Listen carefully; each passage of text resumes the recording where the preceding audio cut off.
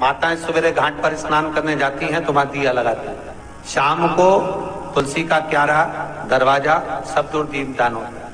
केवल महीने में, पूरे महीने जो दीपदान होता है वो शाम के समय पर, सुबह के समय पर या शाम के समय पर दीपदान करती हो, पर पूरे महीने में केवल एक दिन ऐसा होता है जिस समय शाम को दीपदान नहीं होता बल्कि मध्य रात्रि में दीप का दान होता है। कौन सा दिन है वो?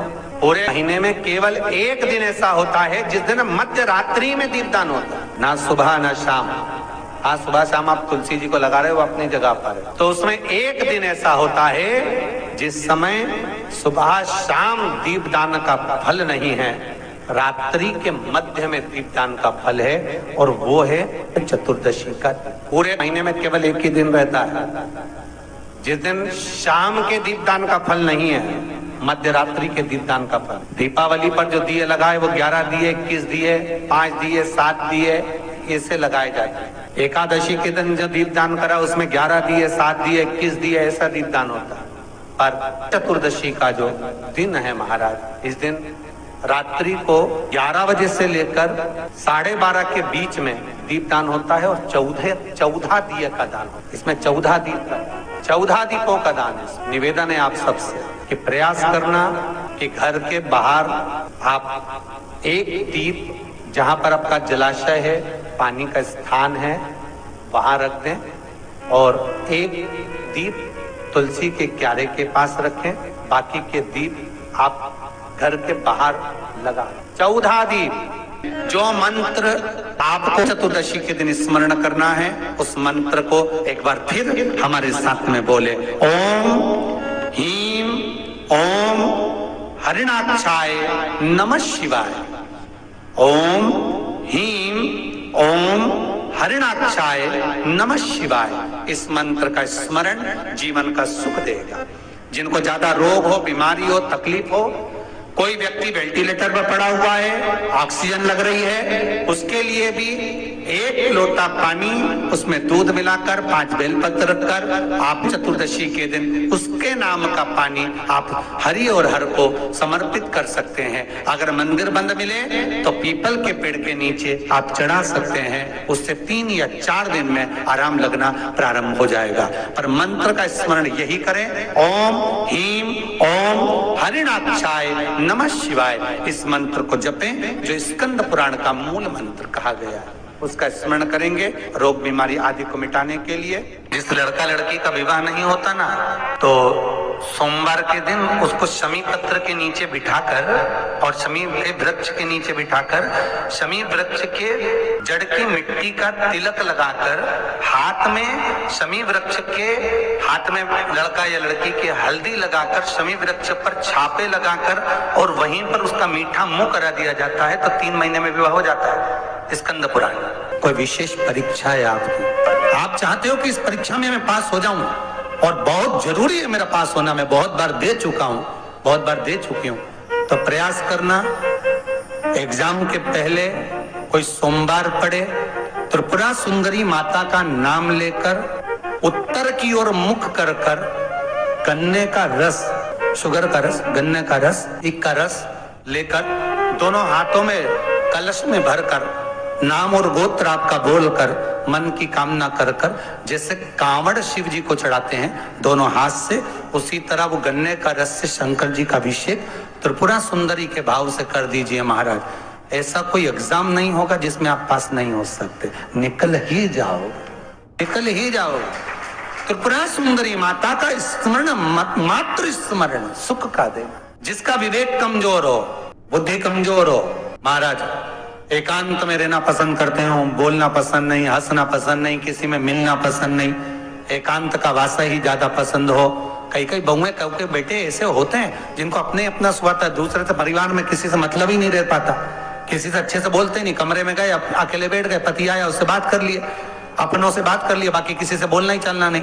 तो उसके लिए भी गन्ने का जो रस होता है महाराज, गन्ने का जो रस होता है, उस रस में सफेद तिल्ली को पीस कर, जो व्यक्ति का स्वभाव अपने को सुधारना है, सब में मिलनसान करना है, तो शंकर भगवान के शिवलिंग के बीच में जो अशोक सुंदरी का स्थान होता है, वहां पर उस जल को चढ़ा दिया जाता है, उस रस को समर्पित करा जाता है। ये केवल प्रदोष के दिन होता है, और रविवार का अगर प्रदोष पड़ जाए तो ज्यादा फलदायी होता है। ये केवल प्रदोष के दिन। एक कार्य और है हमारा, कोई फैक्ट्री, कोई दुकान, कोई व्यापार, कोई व्यवसाय, या कोई ऐसी जगह जहां आपको फल ही नहीं रही है, आप बड़े दुखी हो गए यहां आए जब से, या इस मकान में रह रहे हो तब से, तो एक कटोरे में जो ईख होता है, गन्ना होता है, उसको छील कर उसके 11 टुकड़े, 11 बेलपत्र, 11 शमी पत्र घर के किसी भी स्थान पर रख दीजिए,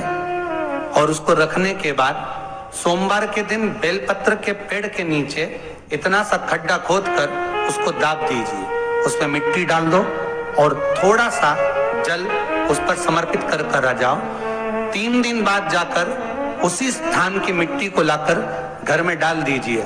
जो स्थान पर आपको लगता है कि ये भूमि अच्छी नहीं है, यहाँ पर सफलता नहीं मिल रही, यहाँ तकलीफें ज्यादा है, रोग ज्यादा है, बीमारी ज्यादा है, वो भूमि सफलता देना प्रारंभ कर देती है, कार्य की उन्नति कराना प्रारंभ कर देती है। पर जितने भी उपाय हैं ये त्रिपुरा सुंदरी के ही नाम से होंगे। कुछ बातें शिव महापुराण में जो वर्णित करी गई, जैसे दीप महत्वता, घर में 2 दिए हमेशा रखना चाहिए, घी का दिया हो चाहे तेल का दिया। ज्यादा से ज्यादा दियों को बदलना नहीं चाहिए। जैसे मालूम पड़े आज ये वाला दिया लगा दिया, फिर 15 दिन चला उसको फेंक दिया, दूसरा दिया लगा दिया। शास्त्र कहता है, शिव महापुराण कहती है, जिसके घर में दिया एक लेता है और वही दिए में निरंतर बत्ती लगती रहती है, तो उसके घर में संपदा की वृद्धि होती रहती है। दिया ज्यादा नहीं बदलना चाहिए। संपदा के जैसे जिसके घर में संपदा की कमी हो, 1 रुपए कमाओ 1.25 रुपए खर्च होता हो, पैसा हाथ में नहीं दिखता हो, तो शिव महापुराण में बड़ा सुंदर वर्णन किया गया। बेलपत्री के पेड़ के नीचे सोमवार के दिन किसी ब्राह्मण को यदि, या ब्राह्मण के बालक को खीर का भोजन करा दिया जाए, और यदि ये भी नहीं करा सकते तो सोमवार की सोमवार शाम के समय अगर बेलपत्र के पेड़ के नीचे घी का दिया लगाकर आए, 5 सोमवार लगाकर आइए, अपने आप लक्ष्मी में बरकत बनना चालू हो जाती है, संपदा बढ़ना चालू हो जाती है। क्यों? रुद्राक्ष का वृक्ष भगवान शंकर के नयन अश्रु से बना है, और बेलपत्री का वृक्ष माता पार्वती के नयन अश्रु से बना है। एक बात मेरी माताओं से कहना चाहूंगा, अगर घर में बच्चे चिड़चिड़े हों, क्रोध कर रहे हों, घर में बच्चे कहने पर नहीं चल रहे हों, कहीं ना कहीं तुमको ऐसा लग रहा है कि हमारे घर के बच्चे गलत संगत में जा रहे हैं, पढ़ाई में मन नहीं लग रहा, विद्याध्ययन में मन नहीं लग रहा, कहीं सत्कर्म की ओर इनका मन नहीं लग रहा, तो मेरा निवेदन रहेगा कि कभी अगर मौका मिल जाए, चंदन घिसकर, लाल चंदन को घिसकर बेलपत्री के वृक्ष पर त्रिपुंड लगाइए, और बेलपत्री के वृक्ष का वही त्रिपुंड लगी हुई उंगली भगवान देवाधिदेव महादेव के मंदिर में जाकर शंकर जी पे त्रिपुंड लगाइए, और लगाने के बाद वही त्रिपुंड की उंगली घर पर जहां बच्चा जिस कक्ष में पढ़ाई करता हो या जहां सोता हो, उस 3 उंगली को उस घर के किसी भी टेबल, अलमारी, किसी भी स्थान पर ले जाकर लगा दीजिए, तो बच्चा कभी गलत संगत की ओर नहीं जा सकता। और उसमें शिव जी का एक नाम का स्मरण करना है, शंकर जी का एक नाम का स्मरण करना है, जिसका नाम है अवधूतेश्वर। क्या नाम है शिव जी का नाम? अवधूतेश्वर। शंकर भगवान को धतूरा कब चढ़ाना चाहिए उसका विशेष ध्यान रखें। जैसे शिवरात्रि है, प्रदोष है, या सोमवार है, या कोई विशेष आपका उत्सव है, तो आप शिव जी को धतूरा चढ़ा सकते हैं। या विशेष कोई बीमारी ऐसी लग गई है, या विशेष कोई तकलीफ ऐसी हो गई है जिसका निवारण नहीं हो रहा, तो आप धतूरा चढ़ा सकते। धतूरा चढ़ाने का भी एक क्रम है। हल्दी में भिगोकर धतूरा चढ़ाया जाता है लक्ष्मी के लिए। चंदन में भिगोकर धतूरा चढ़ाया जाता है आयु की वृद्धि के लिए। अबीर, अबीर एक सफेद कलर का बॉर्डर होता है, अबीर गुलाल जो होती है, गुलाल में अबीर डलता है, चमकदार, आपने देखा होगा अबीर। तो अबीर में धतूरा जो डुबो कर चढ़ाया जाता है, अबीर को लगाकर चढ़ाया जाता है, वो रोग मुक्ति का होता है।